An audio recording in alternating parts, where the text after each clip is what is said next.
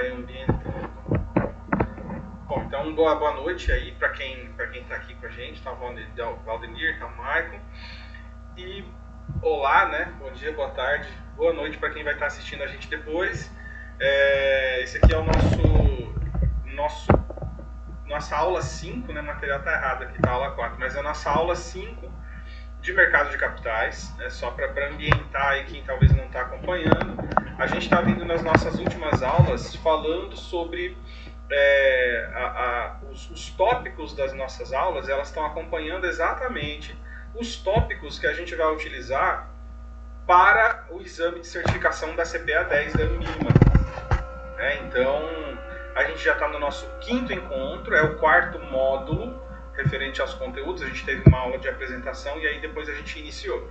E esse módulo de hoje ele é bem leve, bem tranquilão, que é o módulo de princípios de investimento. Na verdade, esse é um módulo que auxilia um pouco a gente compreender a percepção de investimento, mas é algo bastante simples que eu acho que a maioria já compartilha dessa mesma compreensão, já consegue acompanhar isso, dado que a gente já estudou coisas bem avançadas, né, como conceito lá da Bolsa de Valores, CDB, CDI. Então a gente já avançou aqui alguns degraus, e aqui na verdade a gente só vai contextualizar algumas coisas importantes, porque os próximos conteúdos, que vão ser os conteúdos do bimestre que vem, já vão estar entrando diretamente em fundos de investimento. Então algumas coisas a gente precisa finalizar, fechar, encerrar um ciclo. E aí a aula de hoje é o nosso último conteúdo do bimestre, né? Na semana que vem a gente já tem avaliações. A gente tem um encontro, na verdade esse é o nosso último encontro, até porque sexta-feira da semana que vem, dia 2, seria feriado de Sexta-feira da Paixão, mas aí a gente não sabe se vai haver alguma alteração em função de algum decreto que possa mudar alguma coisa, enfim. Mas a gente vai seguir o nosso calendário enquanto a gente ainda não tem nenhuma informação concreta. A informação que a gente tem as avaliações estão mantidas do dia 5 ao dia 9 de abril. Então, para quem não está ligado, a gente já tem avaliação na nossa próxima aula. Tá? Então, nesse encontro de hoje, como eu falei, o conteúdo é bem rápido, aqui em 10 minutos a gente vai encerrar ele. E aí depois eu vou deixar vocês livres para que vocês possam fazer os nossos simulados. Vou ficar por aqui acompanhando, quem quiser fazer aqui ao vivo e tiver alguma dúvida, mas eu vou deixar vocês livres para fazerem os simulados que a gente tem disponíveis na sala da nossa disciplina no Classroom, e um grande simulado, né, que eu vou explicar no final aqui da nossa conversa, que é o nosso simulado bimestral. E aí é muito importante que este simulado bimestral seja feito, porque ele vai ser parte da nossa avaliação. Então nós temos lá um simulado para cada módulo que a gente já estudou, tem lá para Sistema Financeiro Nacional, né, tem lá para Ética, Regulação, tem lá para Economia e Finanças, e vai ter também agora para o de Princípios de Investimento. E aí, além desses módulos, desses simulados dos módulos, né, que eu vi que uma galera está postando nos grupos, o desempenho está bem legal, né, algumas pessoas estão conseguindo desempenhos muito bons. O Caio me surpreendeu bastante com o desempenho dele em todos os simulados. Os outros colegas também, então muita gente está postando para mim no privado porque está com vergonha de colocar lá no grupo. Mas o que eu quero é exatamente que vocês compartilhem o desempenho, porque não é só uma nota, né? Normalmente a gente não dá tanta atenção à nota, porque na escola, em qualquer escola, a nota ela é só um indicador, né? Ela é só um indicador, ela não classifica ninguém, ela não mede ninguém. Mas neste caso em especial, como a gente está se preparando para um desafio real, né, que é a certificação da CPA 10, é importante a gente realmente se dedicar um pouquinho mais de tempo, um pouquinho mais de atenção, porque essa certificação pode fazer uma mudança na vida de vocês agora. Para quem está acompanhando desde o início da aula, eu contei a minha história pessoal com a CPA 10. Eu tive a oportunidade de ocupar um cargo de diretoria de um setor importante na prefeitura do meu município em função dessa certificação. E foi algo que apareceu, eu fiz a certificação, ralei pra caramba, estudei pra caramba e consegui passar. Então, é algo que, se vocês tiverem interesse de conhecer um pouquinho mais do que se trata, as portas que elas abrem, tanto a CPA 10, CPA 20, né, a CGA, a CEA, enfim, qualquer uma das certificações que tem no mercado financeiro, elas abrem portas não só para você atuar como investidor qualificado, mas para que você possa atuar no mercado bancário, principalmente o mercado bancário, que é um mercado estável, é um mercado bastante competitivo, não é tão fácil você entrar e principalmente não é tão fácil você ascender, né? Você crescer lá dentro. É uma exigência bastante grande por qualificação, por meta também, mas principalmente por qualificação. Então quem está afim, quem está precisando, talvez quer mudar de carreira, quem já está nessa área e quer subir, CPA 10 é o começo, tá? É o começo. Então o nosso objetivo principal da nossa aula é, lógico, aprender a competência de atuar no mercado de capitais, que é a proposta da disciplina, para dentro de finanças, mas como estratégia extensionista, passar na CPA 10. Né? Então, por isso que a gente vai estar o tempo todo falando CPA 10, CPA 10, CPA 10, porque é ela que norteia a nossa disciplina. E eu espero muito, de coração, que vocês estejam pelo menos dando uma pesquisada no YouTube, dando uma fuçada, né, para estudar um pouquinho mais, para ver do que se trata, porque vale muito a pena, tá, pessoal? É um mercado todo aí que está aberto para vocês, que vocês podem explorar, podem aproveitar. Quem fez o simulado viu que não é um bicho de 7 cabeças, né? Tem algumas perguntas ali que são super fáceis, outras que são pegadinhas, né? Então, vale a pena fazer, tá? Vale a pena repetir, vale a pena fazer de novo. Pegou 40%, 50%, vai refazendo, né? Ele vai gerando novas questões, algumas questões são repetidas, mas até aquela questão que é repetida te ajuda a você aprender alguma coisa. Se você errou, você vai aprender por que você errou, né? Então até nesse momento a gente está aprendendo, então vale muito a pena. E aí hoje eu vou propor para vocês, então, como eu falei, 2 simulados. Um simulado parcial deste módulo, né, que é rapidão, e um simulado geral, e esse simulado geral vai compor a nossa avaliação. Tá? Então não deixem de fazer esse simulado geral e principalmente não deixem de se cadastrar no site que tem esse simulado, que é o site da Top Invest. Vocês não vão pagar nada para se cadastrar, não paga nada, você faz o cadastro lá, mas por que você tem que se cadastrar? Porque você vai ter o registro deste simulado. Se você não se registrar, você vai fazer o simulado do mesmo jeito. Mas aí você não tem a identificação de quem foi que fez o simulado. E eu preciso que vocês se identifiquem. Ah, professor, não me identifiquei, acertei 90%. Infelizmente, você vai ter que se registrar e fazer de novo. Para que você tenha esse desempenho registrado. E aí a gente vai compartilhar essa informação com o professor. E aí a gente vai atribuir as notas parciais de vocês também. Tá bom? Então não esqueçam de se registrar no site da Top Invest quando vocês forem fazer o simulado. Se registrem, tá? Não esqueçam. Depois eu vou até mandar lá no grupo para a galera que vai assistir depois e talvez não vai ficar tão atento assim, para eles não deixarem de se registrar. Beleza? Pessoal que chegou aí agora, alguma dúvida sobre como é que as coisas estão encaminhando aí? Querem tirar alguma dúvida, alguma coisa? Eu posso dar sequência aqui no conteúdo? Beleza, então vamos lá.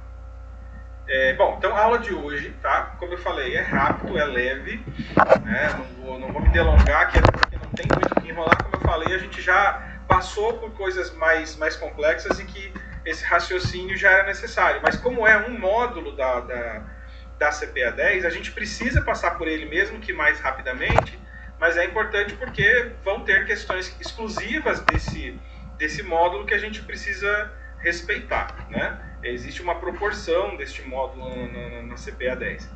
Então vamos lá.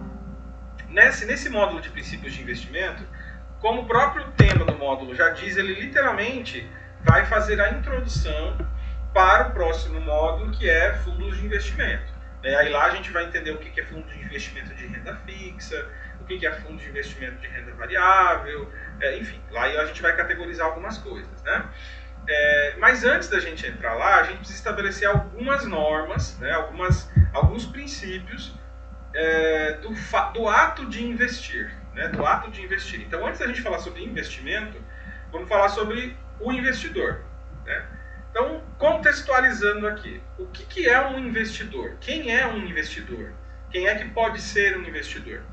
A gente normalmente imagina que o investidor é aquela pessoa que já tem muito dinheiro, um milionário, né, um herdeiro, um dono de uma grande empresa, o dono de uma grande fazenda, de uma grande indústria, né? E de fato essas pessoas são investidoras, mas não são apenas essas que são consideradas investidoras.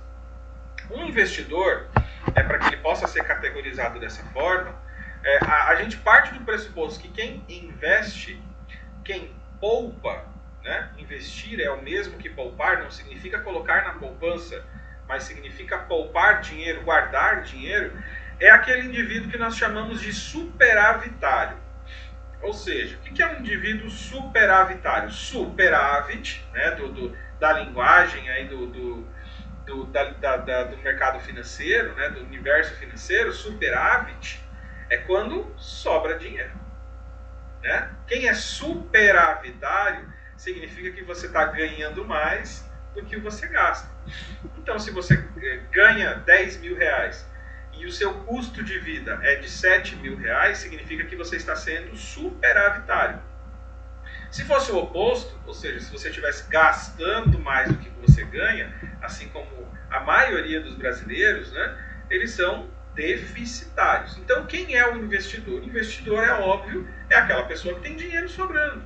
Ou seja, é aquela que consegue ser superavitário. Mas aí não necessariamente o superavitário ele tem que ser um superavitário milionário.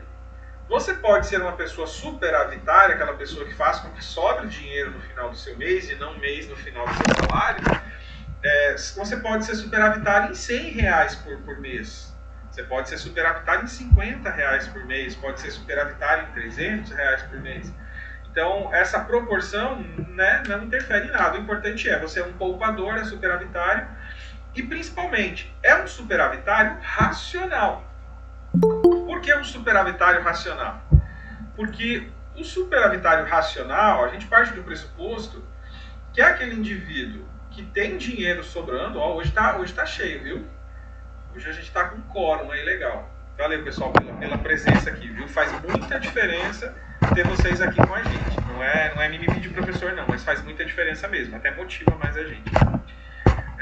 O superavitário racional é aquele que sabe que guardar dinheiro não é necessariamente guardar dinheiro debaixo do colchão. É aquela pessoa que, de forma racional, tem um objetivo claro com aquele dinheiro. Né? Quem guarda dinheiro, ou quem poupa, ou quem investe em alguma coisa, né, em algum tipo de produto, em algum tipo de estratégia de poupança, entende que ele vai investir esse dinheiro para que ele tenha um retorno. Ou seja, quem guarda o dinheiro debaixo do colchão, né, quem guarda o dinheiro lá na conta corrente, sem investir, sem colocar que seja numa aplicação automática, ou que seja emprestar juro para alguém, né, não está sendo um investidor racional. Por que ele não está sendo um investidor racional? Porque esse dinheiro não está trabalhando por ele, esse dinheiro não está gerando riqueza. Esse superávit que ele teve, aquele dinheiro que sobrou, ele foi lá e, né, deixou parado, ou então gastou em qualquer outra coisa que não trouxe retorno. Então ele passa a ser um investidor superavitário racional quando ele aplica esse dinheiro de alguma forma para que esse dinheiro traga um retorno, ou seja, para que esse dinheiro traga uma remuneração pela utilização desse dinheiro. Né? Até porque quando a gente guarda o dinheiro debaixo do colchão, além dele não trazer retorno, o que vai acontecer com esse dinheiro ao longo do tempo? Né? O que acontece quando o dinheiro fica parado? Né? Quando ele não multiplica-se? Além dele não gerar essa multiplicação, né? Além dele não me dar retorno, ele perde valor ao longo do tempo. Ele perde valor ao longo do tempo. Ou seja, se eu tenho R$1.000 em 2000, eu consigo comprar alguma coisa com esses R$1.000. Eu vou comprar, digamos, um computador. Então, lá em 2000 eu pago R$1.000 num computador. Perfeito. Então, se eu tiver R$1.000 em 2000, no ano 2000, eu compro um computador. Se eu pegasse esses mesmos R$1.000, guardasse embaixo do colchão, escondi, enterrei, R$1.000. E aí agora eu quero comprar um computador. Esses mesmos R$1.000 compram o mesmo computador passados 20 anos depois que esse dinheiro estava guardado debaixo do meu colchão? Com certeza não. Absolutamente não. Por quê? Porque o preço do computador sofreu uma variação ao longo do tempo. Ou seja, o preço aumentou durante esses 20 anos. E essa variação do preço, né, ou seja, essa alta do preço ao longo do tempo, e que a gente pode perceber ela, é lógico que em 20 anos ela vai aumentar bastante. Né? A gente costuma comparar muito. Há 10 anos atrás com X eu comprava e enchia um carrinho. Hoje com esse mesmo X eu vou no mercado e eu mal consigo encher uma cestinha do mercado. O que é esse movimento? O que é esse bichinho que come o poder de compra do dinheiro, né? Que reduz o poder de compra do dinheiro? Esse bichinho a gente chama de inflação. O que é a inflação? É a alta dos preços. Né? E aí a inflação ela acontece naturalmente. Ela tem inflação agora ou eu posso ter uma situação onde não haja inflação. A inflação ela sempre vai existir. A inflação ela sempre vai existir. Ela é o sinônimo de que a economia está crescendo. Então ela sempre vai existir. Quando a gente pega uma janela aí de 20 anos, é lógico que eu vou ver uma inflação muito maior. Dificilmente o que eu comprava com 20 anos eu compro agora com o mesmo valor. Né? Então ela vai acontecer. Agora quando eu pego um espaço de um mês, um ano, 6 meses, eu percebo, teoricamente, eu perceberia menos essa variação, mas ela existe. Ela existe.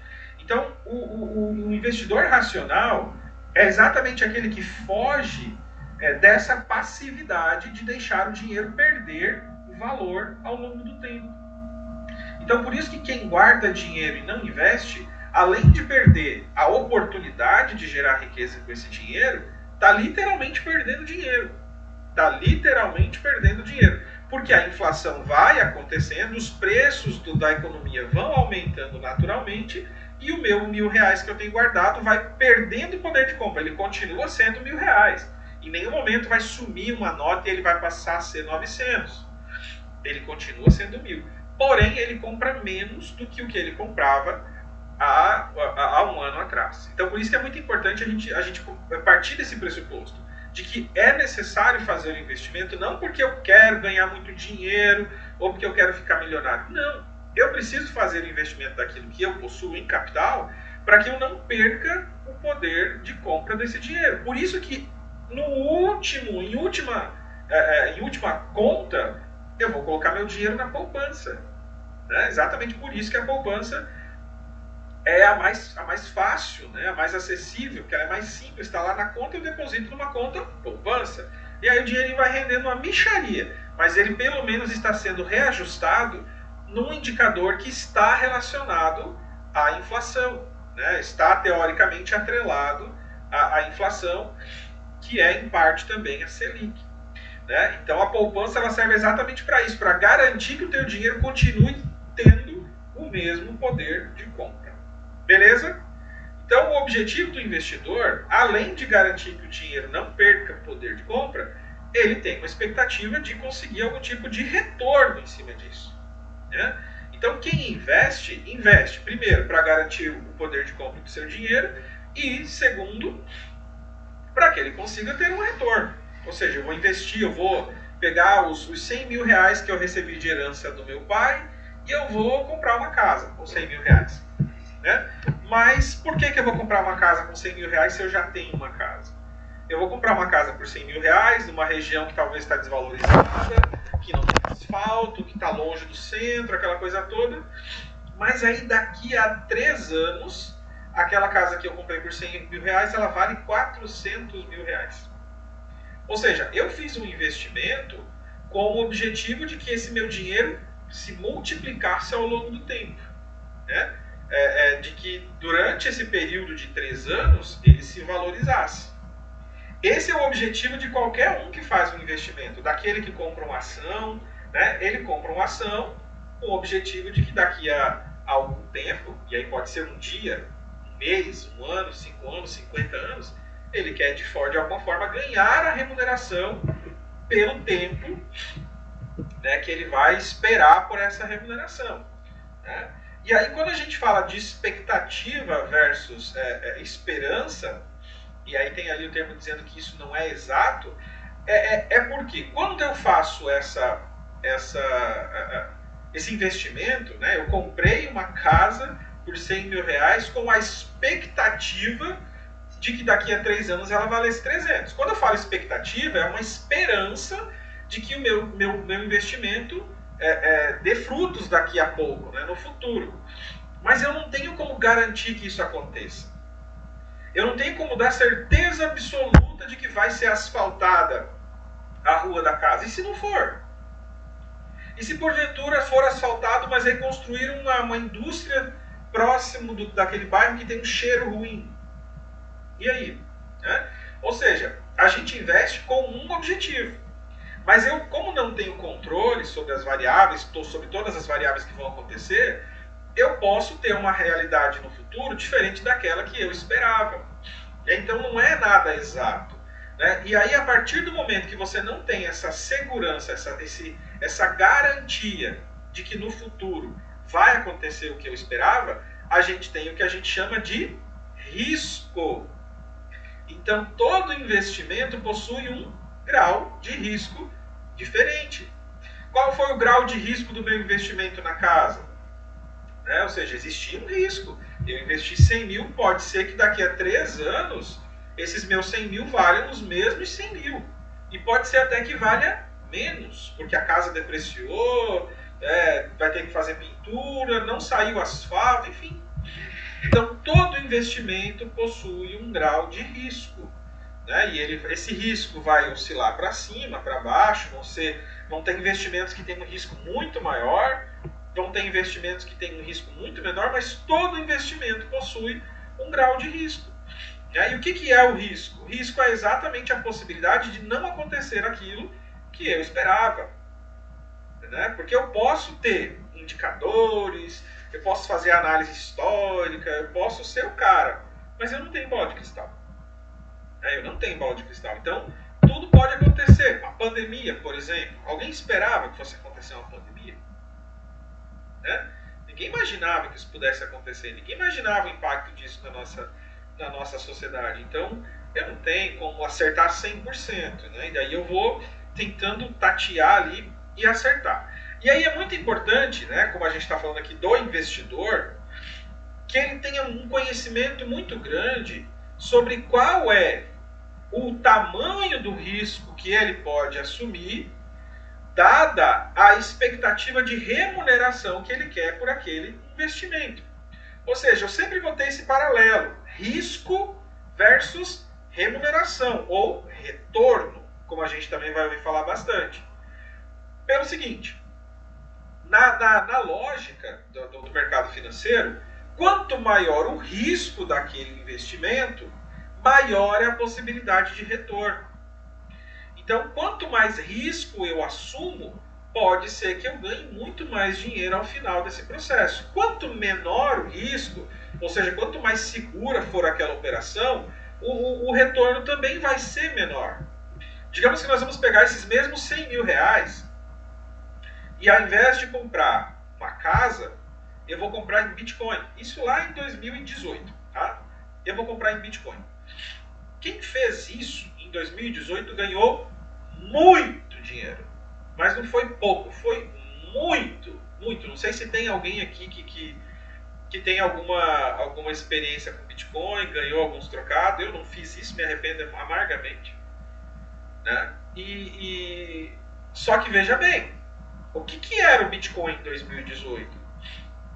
O Bitcoin ainda era uma coisa que estava começando, ainda estava muito restrito ao universo da tecnologia. Até o próprio mercado financeiro tinha uma ojeriza a isso. Até hoje ainda, né, você ainda vê algumas pessoas que são mais conservadoras, né, a respeito de produtos de investimento, que ainda não consideram o Bitcoin, né, as criptomoedas como um todo, como uma forma de produto de investimento séria. Né? Porque ela não segue as regras do mercado. Basicamente é por isso. Né? Mas quem fez esse investimento lá em 2017, 2018, está nadando de braçada. Então vamos comparar aqui. Quem comprou a casa, né, e ganhou 300 mil, ganhou dinheiro? Ganhou.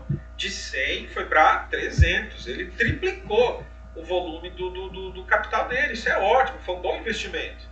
Né? E tinha um risco ali, X. O risco era, como eu falei, de não sair o asfalto, de sair um curtume do lado do terreno dele, mas era um risco que existia, mas era um risco baixo. Agora, quem pegou 100 mil reais e investiu em Bitcoin em 2017, hoje está milionário, provavelmente. Porque ela, assim, exponencialmente aumentou, continua aumentando, né? Ainda é um ótimo investimento. E aí o cara de 100 mil passou a 3 milhões. Ele ganhou muito mais. Mas qual foi o risco que ele assumiu durante esse período? O risco de perder tudo. Quem comprou uma casa, né, o risco que ele tinha era de não valorizar. Mas a casa, dificilmente ele iria perder esse valor. Ela dificilmente iria reduzir de 100 mil para 50 mil. A não ser que caísse um tornado lá, um furacão, alguma coisa. Mas o risco disso também acontecer é muito menor. Né? Então, dificilmente ele perderia o investimento inicial dele. Já no caso do Bitcoin, o risco era altíssimo dele perder tudo. Assim como teve gente que perdeu. Teve gente que teve situações de perda. Então, o risco era muito maior. Logo, quanto maior o risco, maior a remuneração pelo investimento. Maior é a rentabilidade, maior é o retorno daquele investimento que eu optei em fazer. Tá certo? Então, por isso que a gente falou nas aulas anteriores, né, na penúltima aula, sobre o perfil do investidor. O perfil do investidor tem exatamente tudo a ver com isso. Eu tenho produtos e produtos. Eu tenho fundos e fundos. Eu tenho ações e ações. Tudo vai depender do grau de aversão ou não do investidor ao risco. Né? Quanto mais arrojado ele for, mais agressivo ele for, maior o risco que ele vai assumir, logo, maior a possibilidade de retorno. Né? Quanto mais preocupado, eu não posso assumir tantos riscos, porque esse capital talvez eu não tenho outro capital para poder sobreviver, ou eu tenho um objetivo muito específico com esse dinheiro no curto prazo, eu vou precisar desse dinheiro para me aposentar, então eu não posso perder, em hipótese nenhuma. Eu vou ser conservador, então eu vou usar investimentos que me garantam um risco menor, logo meu retorno vai ser uma mixariazinha. Né? Então, a remuneração do investimento, ela sempre vai estar atrelado ao risco. Tá certo? É muito importante vocês lembrarem disso. Beleza, pessoal? Até agora tá tranquilo aí? Mike, tranquilo?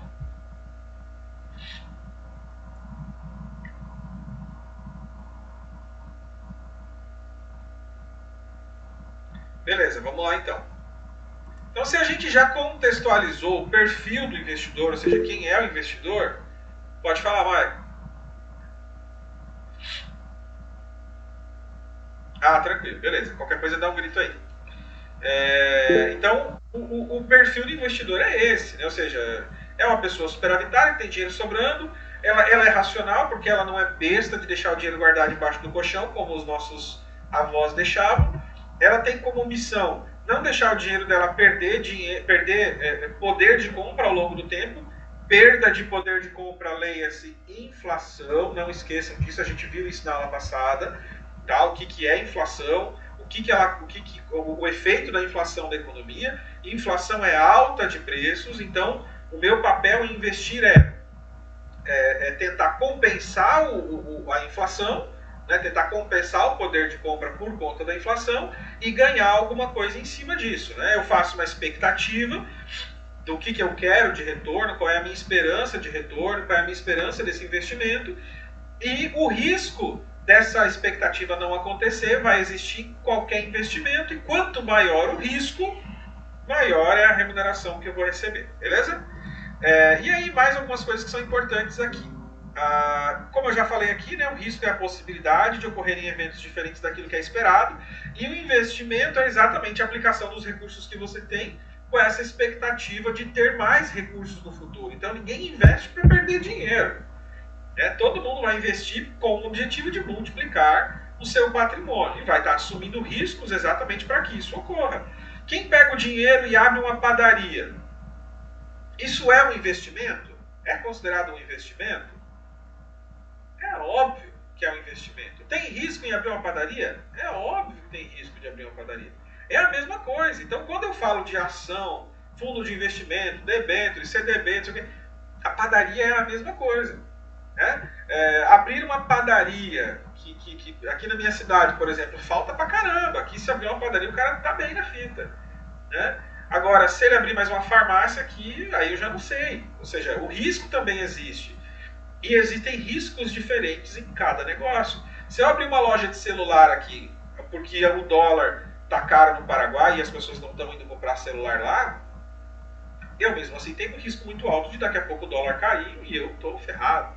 Né? Então, todo tipo de investimento, independente se é investimento na bolsa, se é investimento imobiliário, se é investimento em qualquer outra coisa, se é um empreendimento, todos eles possuem risco. Tá? E aí, quanto maior o risco, maior a possibilidade de retorno. E aí, ó, só para poder fechar esse raciocínio, né? Isso aqui cai na prova, tá, pessoal? Tranquilo, João. Você tá bem na fita, cara. Tá indo bem nos simulados. Só não perde o fio da meada aí, tá? Assiste depois a aula. Os pilares de investimento. Vocês vão ouvir falar bastante sobre isso, tá? Vão ouvir tanto na prova quanto no mercado, caso vocês forem mesmo por esse caminho aí. Os pilares de investimento, como eu falei, rentabilidade versus risco, né? Isso aí a gente já conversou. Mas além da rentabilidade versus risco, eu vou falar sobre tipos de rentabilidade, tipos de risco também, a gente também tem um aspecto da liquidez. Tá? Eu não quero deixar passar talvez esse time. Então, quanto maior o risco, maior a rentabilidade. Beleza, a gente já entendeu. Agora, o que é liquidez? Liquidez é um pilar do investimento, porque de nada adianta eu ter, por exemplo, um investimento que tem baixo risco é bom, né? Ou seja, pouco risco, existe um baixo risco de eu perder o meu investimento, show de bola. Eu tenho um investimento com alta rentabilidade, perfeito, combinação maravilhosa, baixo risco e alta rentabilidade, olha só, né? Que maravilha. Mas aí a gente viu lá que depois que você investiu o teu dinheiro nesse investimento, né, vamos dizer que seja um fundo de investimento. Depois que eu coloquei meu dinheiro nesse fundo, que tem baixo risco e alta rentabilidade, mas eu só posso resgatar esse dinheiro daqui a 50 anos. Ou seja, eu só vou ter acesso ao meu retorno, a essa rentabilidade que eu vou estar recebendo, ou que seja o capital que eu investi, daqui a 50 anos. Então, beleza, só risco baixo e rentabilidade alta não significa que seja um bom investimento, ou que não seja um bom investimento para você naquele momento, para o seu perfil investidor. Então, eu não posso fazer a comparação exclusivamente de risco versus rentabilidade. Eu também tenho que considerar a disponibilidade do dinheiro quando eu tiver necessidade da utilização dele. E mais do que isso, a disponibilidade desse dinheiro a um preço justo. A gente vai ver daqui a pouco um exemplo desse caso, tá? Então vamos lá. Rentabilidade. Algumas coisas aqui a gente também já viu na aula passada de economia e finanças. Mas dentro do aspecto de rentabilidade, né, a gente precisa verificar algumas coisas aqui. Então, por exemplo, quando eu falo de rentabilidade absoluta versus rentabilidade relativa, o que é isso aqui? Quando eu falo de rentabilidade absoluta, digamos que você investiu numa ação ou um fundo de investimento. Né? Vamos pegar um fundo de investimento aqui. E aí você investiu no fundo, você investiu nesse mês, no mês que vem você percebeu que você teve uma alta desse fundo, do valor das suas cotas, ele teve uma alta de 1%. Beleza, 1%. Subiu 1%, show de bola. Né? Essa é uma informação absoluta. O teu fundo de investimento teve uma renda, ou seja, um retorno, uma remuneração, uma rentabilidade de 1% naquele mês. É uma informação, ponto. No entanto, quando você comprou esse fundo de investimento, eles disseram para você o seguinte, olha, o nosso fundo de investimento, o benchmark dele, o que é o benchmark, pessoal? A gente também viu na aula passada. O benchmark é a referência de rentabilidade daquele produto financeiro. Significa assim, eu vou dizer para você, quando você comprar o meu fundo, que os investimentos desse fundo vão dar um retorno de 100% da Selic. O que significa isso? Se a Selic está em 2,75%, significa que o seu retorno será 100% dessa informação, desse indicador, desse benchmark, que é a Selic, logo 2,5%. Né? Então significa que eu vou te pagar 100% desse indicador, dessa informação. Se porventura o fundo de investimento pegou meu dinheiro, foi lá, investiu, aplicou, fez o que tinha que fazer, mas aí deu merda, né? Não deu certo o que eles queriam, o mercado oscilou, elas não conseguiram se defender, e a rentabilidade foi de menos 50% da Selic. Ou seja, eu perdi dinheiro. Então a rentabilidade absoluta, ela é só o indicador da variação ao longo de um período. E a rentabilidade relativa é a comparação daquela rentabilidade com um benchmark. Então eu posso ter subido, eu posso ter tido um retorno de 1% naquele mês, é uma rentabilidade absoluta, mas digamos que o meu benchmark era 100% da CDI, eu não consegui alcançar 100% da CDI. Então na rentabilidade relativa, eu tive uma queda de 10%.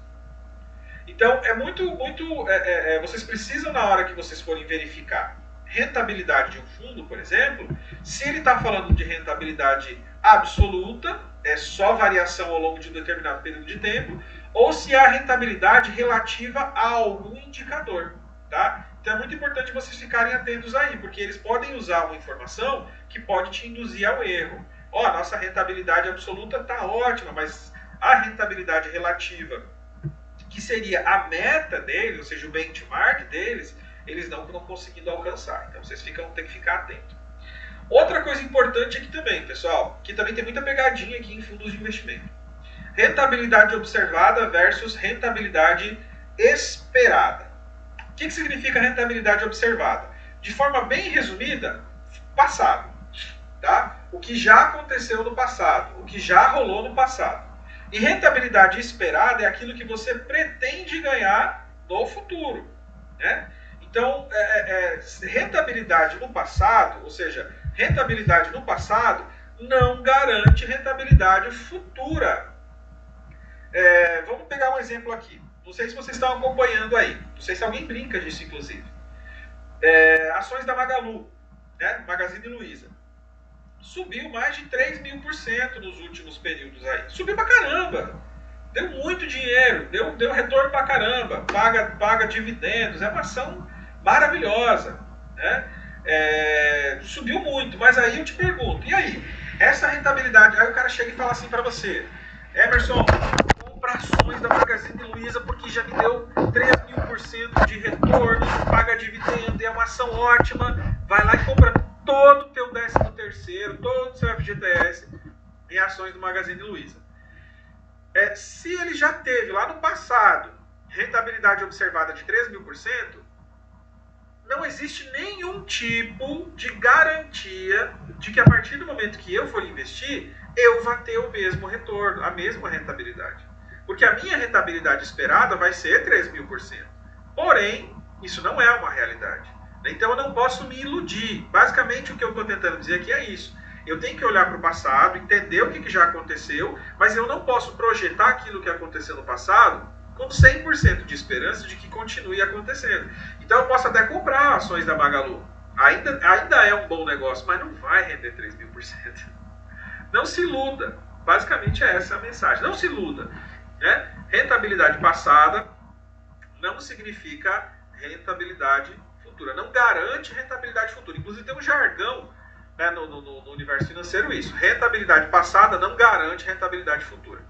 Certo? Então isso que é rentabilidade observada versus rentabilidade esperada. A gente tem uma outra máxima aqui que é importante também a gente tomar cuidado quando a gente fala de rentabilidade, que é a rentabilidade bruta versus rentabilidade líquida. Tá? E vocês precisam estar atentos a isso também. Por quê? Vocês vão ter ali dois fundos de investimento que são muito parecidos, são muito iguais, né, são muito similares, ou enfim, né, igualzinho, não muda nada. A rentabilidade é a mesma. rentabilidade é a mesma.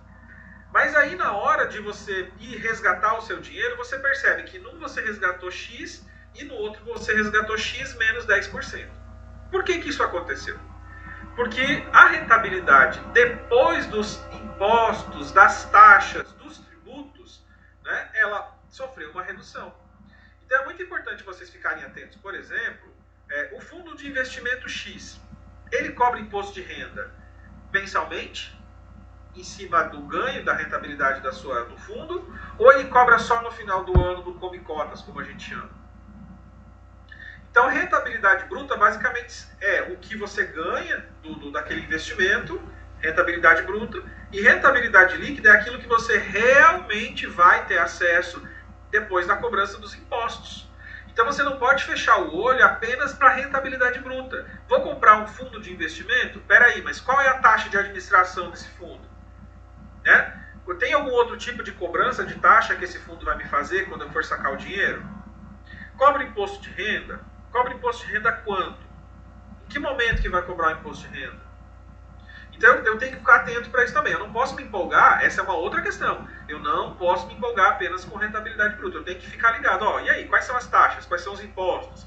Né? Porque isso pode ser uma pegadinha. Você pode ter ali um ótimo fundo com rentabilidade legal, com risco baixo, com liquidez legal, mas na hora que você vai ver a letrinha miúda, tem lá taxa disso, taxa daquilo, taxa de não sei do que, depósito de não sei do que, e aí o teu lucro, a tua rentabilidade, ficou toda ali. Tá? Então vocês têm que ficar muito, muito espertos. Isso aqui é muito coisa de banco, tá? Principalmente banco pequeno. Banco pequeno que não sabe de onde tirar o lucro e aí ele embute, né? As letrinhas pequenas. Aí a gente tem isso aqui que também a gente já falou, que é a rentabilidade nominal versus rentabilidade real. Basicamente, o que é nominal versus real? Né? A rentabilidade nominal versus rentabilidade real. Eu falei para vocês lá no começo daquele bichinho que come nosso poder de compra, né? Vocês lembram como é que é o nome dele? Bichinho que come poder de compra, que aumenta o preço todos os dias, que o símbolo dele é o marcador de preço lá da década de 90, é a inflação. Então, rentabilidade nominal é aquela rentabilidade que eu tive antes de descontar a inflação. Que, como eu falei para vocês, inflação come o poder de compra do dinheiro ao longo do tempo. Né? Então vamos colocar aqui de novo um exemplo.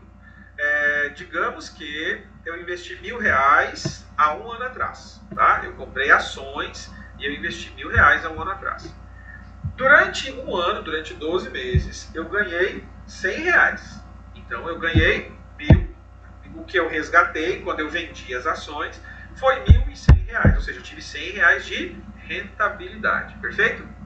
Mas aí digamos que durante este período de um ano, a inflação, ou seja, esse bichinho aí, a alta dos preços da economia e tal, foi de 10%. Foi de 10%. Significa que durante esse período de um ano, o que eu comprava com esses R$1.000 lá um ano atrás, eu já não compro com os mesmos R$1.000 agora, custa R$1.100, que é exatamente os 10% da inflação. Trocando em miúdos, se eu investir alguma coisa em um ano e ele me rendeu 10%, e eu tive durante esse mesmo um ano 10% de inflação, significa que na real, de forma real, eu não ganhei absolutamente nada. Eu ganhei R$0. Por quê? Porque o poder de compra do meu dinheiro foi reduzindo ao longo do tempo. Então eu ganhei um dinheirinho ali, mas esse dinheirinho foi corroído pela inflação. Então, como eu falei, o investidor superavitário racional é aquele que vai buscar um investimento que consegue trazer rentabilidade real. Então, quando vocês ouvirem esse termo, rentabilidade real, é aquela rentabilidade que renda mais do que a inflação. É aquele investimento que você vai investir, você vai conseguir ganhar mais do que a inflação e vai sobrar a tua rentabilidade de fato real. Então, digamos que durante esse período eu investi R$1.000, a inflação foi de 10%, para que eu pudesse de verdade ganhar algum dinheiro, eu teria que ganhar pelo menos mais do que R$1.100. Né? Mais do que R$100 de rentabilidade. Beleza, pessoal? Então, na rentabilidade, a gente tem essas máximas que a gente precisa estar atento. Né? A rentabilidade absoluta, que é um indicador ali de oscilação, de ganho.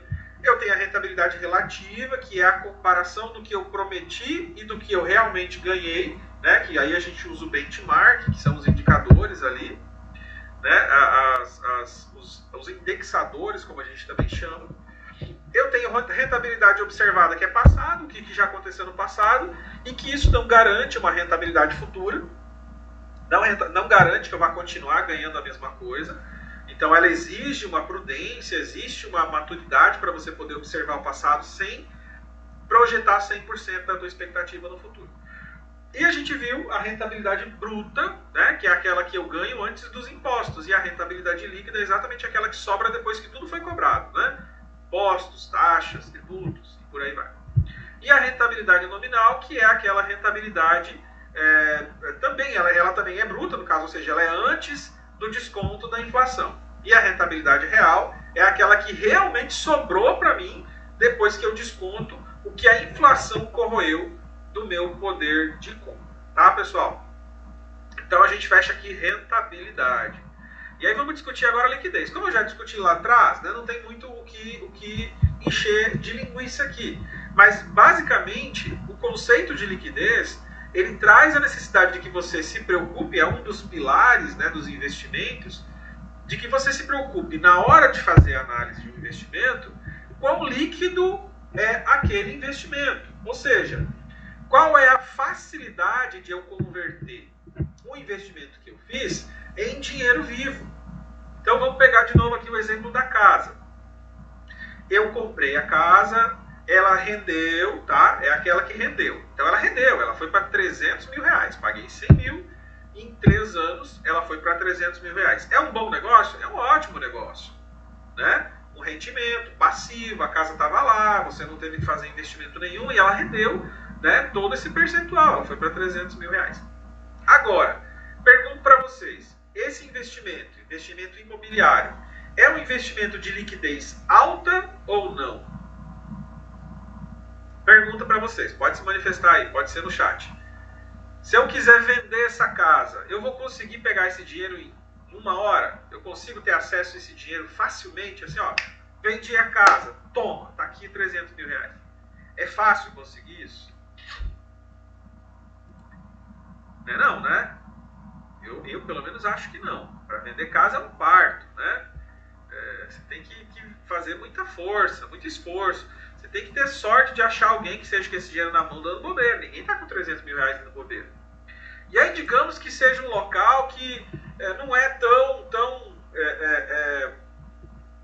tão cobiçado assim. É um bairro distante do centro, lembra? Você comprou ele, asfaltou e tal, valorizou, mas não é o bairro mais nobre da cidade. E aí, tem alguém querendo comprar a casa, tá? Tem alguém querendo comprar a casa.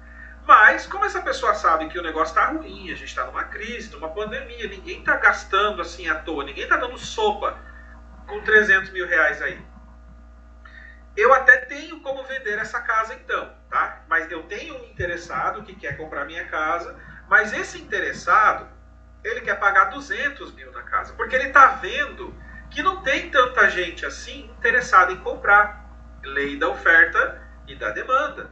Ou seja, eu tenho uma demanda pequena por um determinado produto, né? O produto, no caso, é a casa. Então, quanto menor a demanda, quanto menor o interesse das pessoas em comprar, a tendência é que quem está ofertando aceite uma oferta menor, né? Uma proposta menor de preço. Então, nesse caso, se eu preciso desse dinheiro para, sei lá, pagar um tratamento de saúde de um parente meu, de alguma coisa, ou fazer um investimento, ou qualquer outra coisa, eu vou ter que aceitar vender a minha casa, que vale 300 mil, por 200 mil, para esse cara que está fazendo a proposta, né? Então, um investimento, quando a gente vai analisar ele, a gente tem que analisar também a capacidade de conseguir ter acesso a esse dinheiro de forma justa.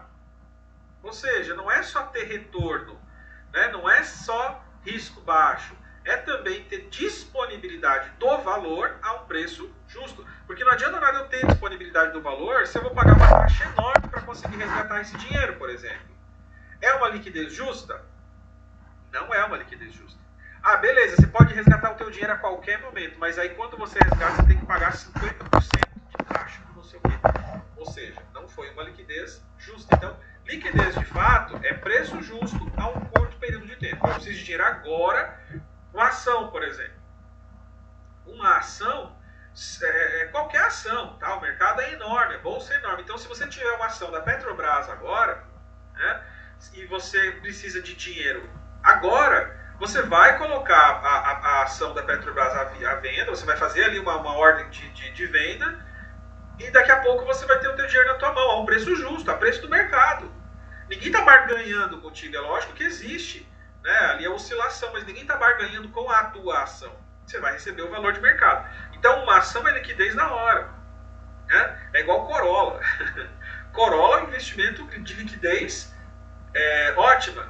O Corolla você fez assim, você vende e vende ele a um preço bem legal. É um preço bem interessante. Diferente se você tiver um Peugeot, né? Nada contra o Peugeot. Se tiver alguém com Peugeot que não me xingue, eu tenho Renault, então eu sei do que eu estou falando. Renault e Peugeot não é rentabilidade, não é liquidez justa.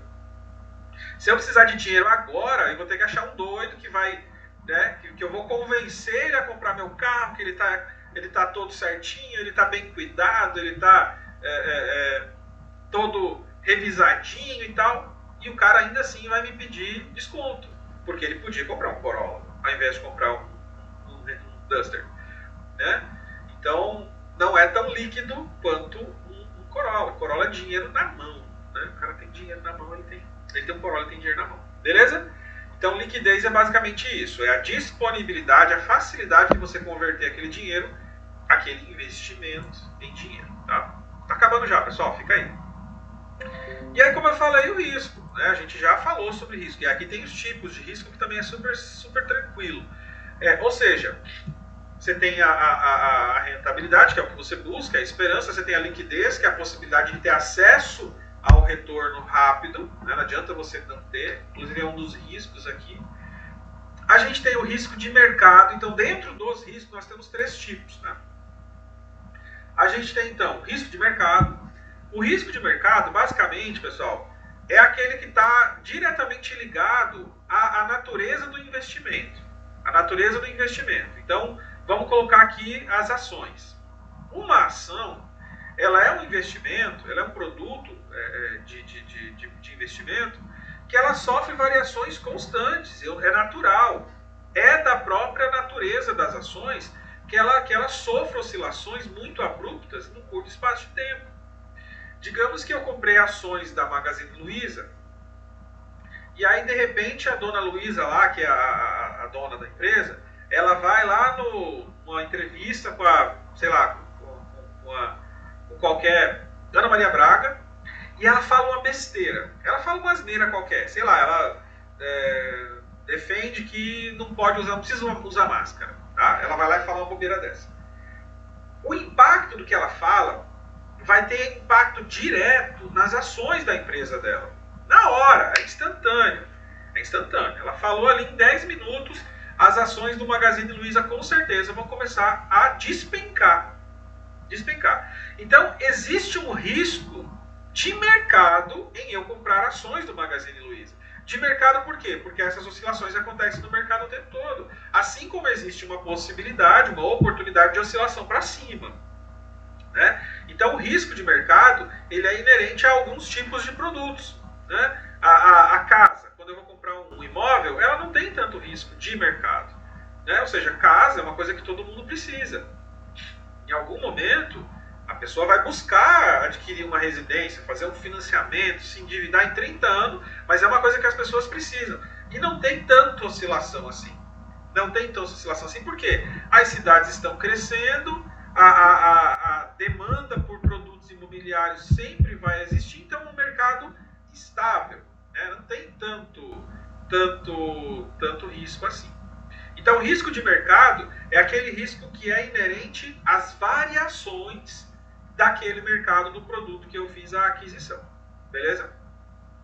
Risco de crédito, né, é aquele risco que está relacionado ao calote. Né? A própria palavra aqui já diz. Ou seja, eu comprei uma debenture de uma empresa. Debenture basicamente é um título de crédito que uma empresa emite, ela coloca na bolsa e você compra. Então, basicamente, você está emprestando dinheiro para uma empresa. Pá, né?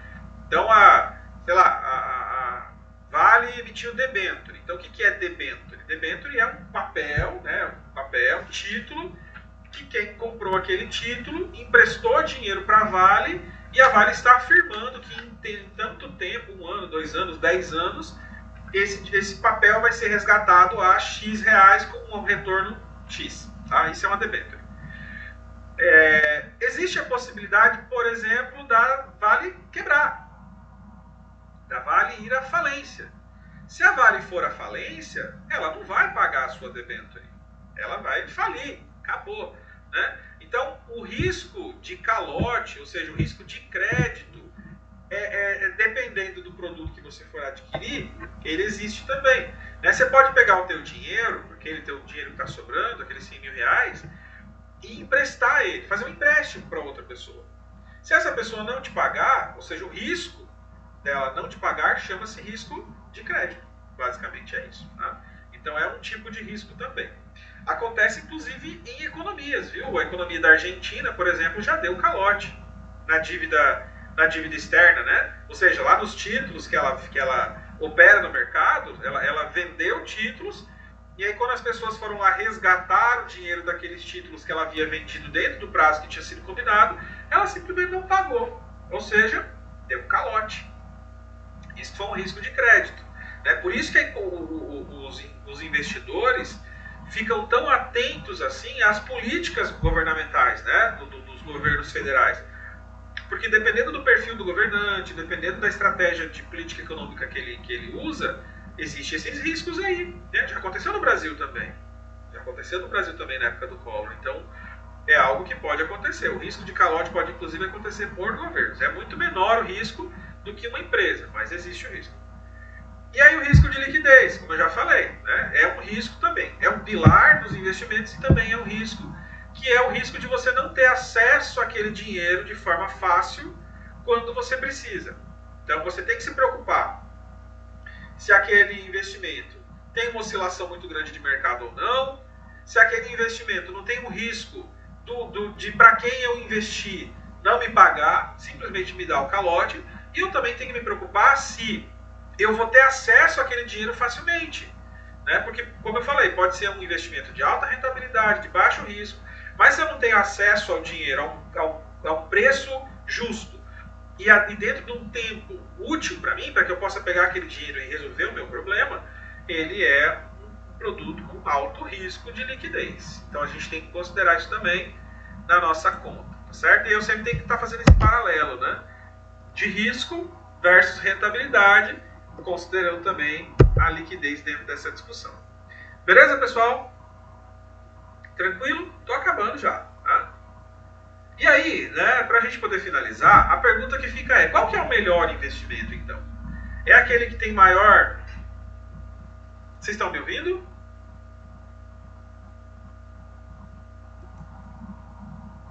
Vocês estão conseguindo me ouvir, pessoal? O Antônio falou que não está ouvindo. Mais alguém está ouvindo?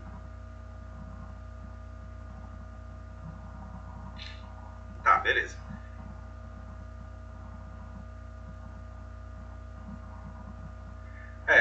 Pode ser algum problema aí, pessoal, mas se tem alguém ouvindo, significa que está certo.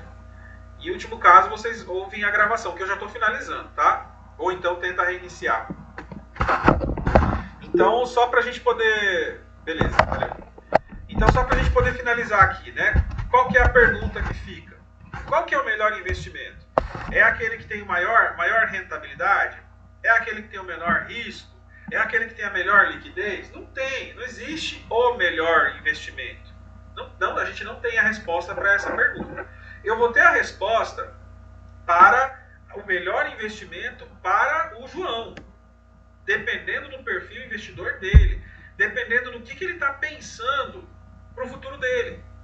Então vamos pegar aqui, né? Vocês são jovens, então o que vocês pensam para o futuro? O que vocês querem do futuro de vocês? Né? Ou seja, vocês estão pensando em aposentadoria agora?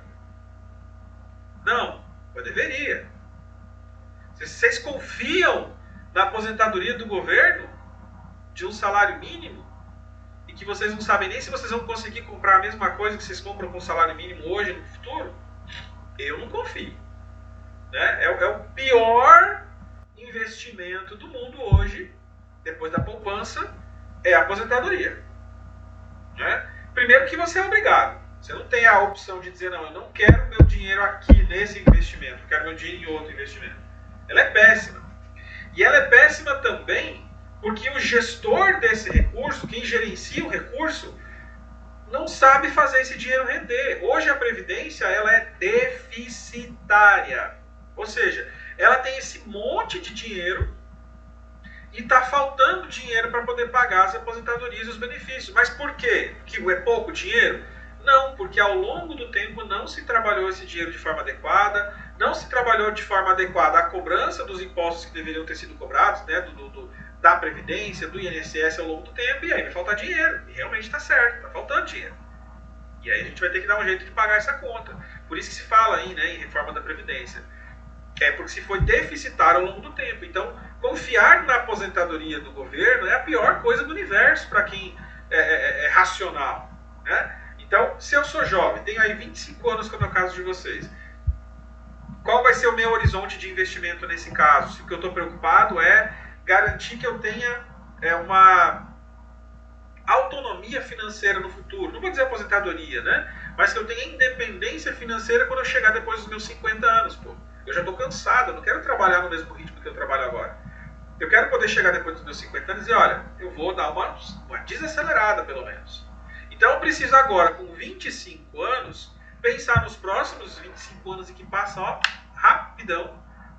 Qual é o tipo de investimento que eu vou fazer durante esse período para que com 50 anos eu possa ter independência financeira ou me aposentar se eu tiver interesse.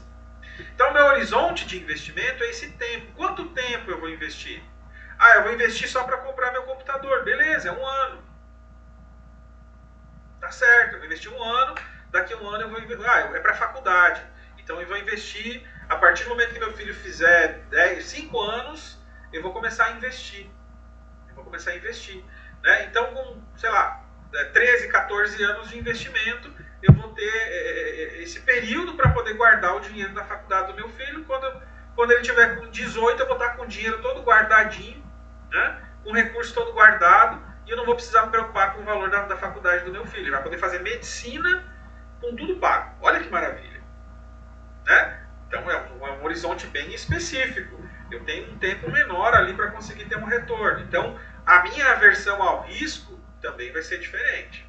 Né? Se eu estou pensando em aposentadoria, 25 anos de investimento, esse dinheiro ele vai render menos. Porque eu estou pensando em algo que vai ter um retorno, mas não pode ser algo que eu perca. Eu não posso perder a minha aposentadoria. Eu não posso perder a minha única fonte de renda para quando eu tiver depois de 50 anos, ou depois de 60. Né? Então, muda completamente a minha aversão a risco e a minha projeção de rentabilidade, a minha esperança de rentabilidade. Situação financeira do investidor. O cara pegou o FGTS dele da rescisão e ele foi lá e comprou tudo em Bitcoin. Né? Risco altíssimo, porque se ele perdesse esse dinheiro, né, a probabilidade de que ele passe fome ou passe necessidade é muito alta. Então o risco foi altíssimo nesse caso. Ele assumiu um risco muito maior do que o que ele realmente deveria ter assumido. O perfil dele deveria ter sido um perfil pelo menos moderado. Por que moderado? Porra, eu preciso fazer esse dinheiro render. É o único que eu tenho, mas é o único que vai me garantir o meu sustento, porque eu estou desempregado. Né? Então, a situação financeira do investidor, o quanto aquele dinheiro que ele está investindo, aquele capital que ele está investindo, vai fazer falta para ele caso ele perca, é o que define a situação financeira dele. Então, o perfil dele vai ser também categorizado com base nisso. Ó, tu tem outra renda, você recebe uma renda, esse dinheiro aqui realmente não vai fazer falta, é lógico, mas não vai ser crucial caso eu o perca, ou eu perca uma parte. Então, peraí. Então você tem uma aversão ao risco maior. Agora não, isso aqui é o único dinheiro que eu tenho. Então o teu risco, a tua disponibilidade ao risco é muito menor. Você não pode perder esse dinheiro, então você não vai poder comprar em Bitcoin. Você não vai poder comprar uma ação de uma empresa que tem uma volatilidade alta. Né? Você vai ter que ir em fundo de investimento ou algum outro tipo de investimento de renda fixa, né? E o conhecimento de mercado dessa pessoa também vai influenciar nisso, porque se você tem uma pessoa, vamos pegar aqui o cara, né, tem só o dinheiro do FGTS, mas ele conhece bem de mercado, ele entende bem desse mercado, está só passando por uma fase ruim. Opa, peraí, já muda de novo a minha classificação de risco. Você sabe o que você está fazendo. Você tem uma ideia muito clara do que você está fazendo. Então, existe uma possibilidade de que você possa assumir riscos maiores. Quanto menor o grau de conhecimento do indivíduo sobre o mercado, daquele produto que ele vai investir, né, menor o conhecimento, menor é a possibilidade de que ele tenha retorno, ou seja, maior o risco. Eu nunca construí uma casa, não faço ideia de como é que lidar com um pedreiro, não faço ideia de como é que é o custo da mão de obra, eu não sei como é que faz para resolver para comprar matéria-prima, preciso comprar ferro, cimento, tijolo, não faço ideia de como é que faz, como é que eu faço para economizar. Então, se eu não conheço desse mercado e eu for querer entrar agora no mercado imobiliário, querer construir casa para vender e tal, a possibilidade de que o risco que eu estou assumindo é muito alto. É muito alto. Porque existe uma grande possibilidade de que eu cometa erros. E se eu cometer erros, né, eu vou estar tendo prejuízo. Porque se eu fizer uma casa, vender essa casa, e em 2 meses essa casa partir no meio, como eu já vi acontecer com colegas meus, ele tem que dar a garantia dessa construção, ou seja, ele vai ter que arcar com o custo dessa reforma ou de outra casa para aquela pessoa, né? Então, quanto menor o conhecimento de mercado, maior o risco também. Então, só para fechar, pessoal, não existe o melhor investimento. Existe o melhor investimento para um perfil específico de investidor. O que é um ótimo investimento para mim pode não ser um ótimo investimento para você. O que pode não ser um ótimo investimento para mim neste momento, pode ser um ótimo investimento para mim no momento futuro. Né? Porque eu vou talvez estar em outra situação. Eu vou ter outros objetivos de investimento. Eu vou estar podendo assumir riscos maiores. Né? E aí a minha aversão ao risco mudando, automaticamente muda também o tipo de investimento que eu vou estar fazendo. Tá? É natural que isso vá acontecendo, inclusive por causa do amadurecimento também do indivíduo, né? do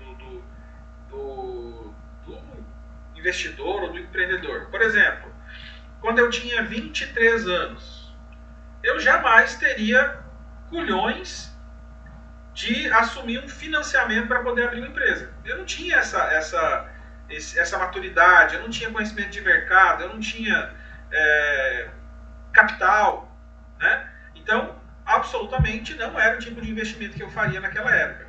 Hoje eu faço de olho fechado. E se eu pudesse dizer para mim, de 23 anos, investe, ou aplique em alguma coisa, ou faz um fundo para a tua aposentadoria, para você parar de trabalhar com 40, né? Dá vontade de voltar lá no passado e falar isso pro cara, mas não dá. Mas por quê? Porque o perfil de investidor daquela época é outro.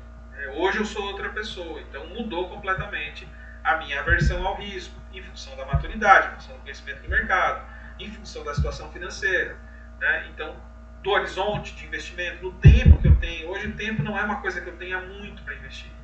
Eu tenho urgência em investir, eu tenho urgência que meu dinheiro faça o meu trabalho hoje, em 1 ano, não em 30 anos, como eu tinha, talvez quando eu tivesse 26. Tá? Pessoal, alguma dúvida que vocês queiram tirar antes da gente finalizar?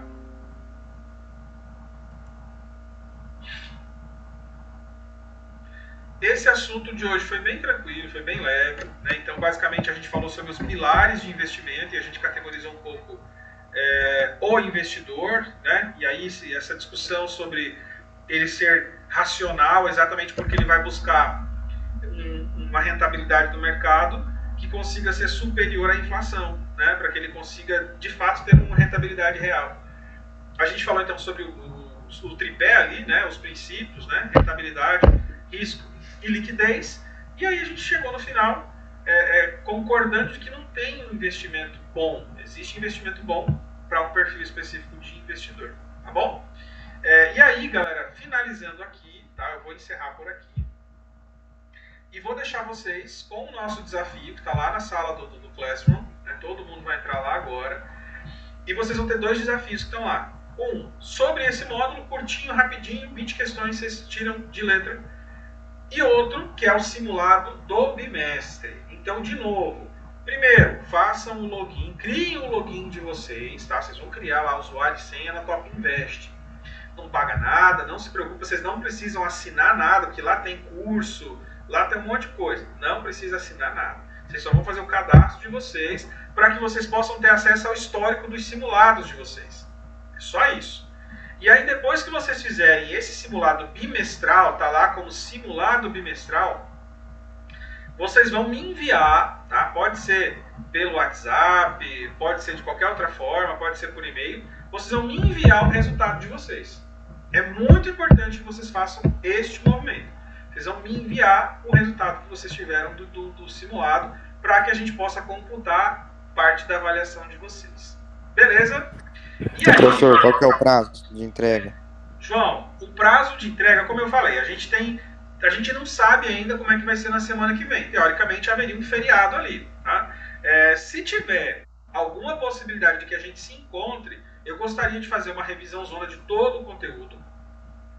Se não houver essa possibilidade, eu vou gravar essa revisão. Tá? E mesmo não tendo aula ao vivo, eu vou colocar para vocês essa revisão zona geral. Então vamos marcar, independente de feriado, vamos marcar esse simulado para o dia 2, para que eu possa usar os resultados de vocês para poder mexer nessa revisão. Então, dependendo do que vocês tiverem mais dificuldade, eu pego mais pesado na revisão. Tá? Então vamos marcar até o dia 2, para que vocês possam fazer esse simulado, para que eu possa usar os resultados de vocês para eu poder montar a minha revisão. Combinado? Até dia 2 dá certo? Uma semana aí para vocês fazerem. Beleza, então. Tá? Quem quiser fazer, pode fazer mais de uma vez, pode fazer, refazer, não tem problema. Não dá tempo de consultar, então tem que ser mesmo ali a média de mais ou menos 2 minutos para cada questão. Então não dá tempo de fazer com consulta, tá? Então tem que fazer mesmo, talvez dar uma estudada e depois fazer. Se quiser ir fazendo de novo por módulo, pode fazer e aí depois você arrocha o simulado bimestral. Tá bom? Pessoal, se não tiver nenhuma dúvida, mais alguma dúvida aí sobre os simulados, alguma coisa? Não? Então tá tranquilo, é isso aí. De novo, meta de vocês 70%, tá? Tem que ter pelo menos 70%. Por que 70%? Primeiro que a nossa média tem que ser 70% para aprovação, e segundo, que a prova da CPA 10 exige 70%. Então tirou 70%, você aprovou na CPA 10. Tá? Então quem está conseguindo desempenho acima de 70% aí, bota fé na prova, bota fé no simulado. Tá? É um investimento? É. Vai pagar um valor X para fazer a prova? Vai. Mas isso vai para o currículo de vocês, amanhã você vai poder botar isso num banco e você tem grande chance de ter esse espaço aí, tá bom? Pessoal, brigadão aí pelo tempo de vocês, bom simulado, e se vocês tiverem qualquer dúvida sobre o simulado, se quiser bater papo, eu estou por aqui ainda, vou ficar disponível no WhatsApp, tá bom? Então, até mais, até semana que vem, e bom final de semana para vocês. Abração.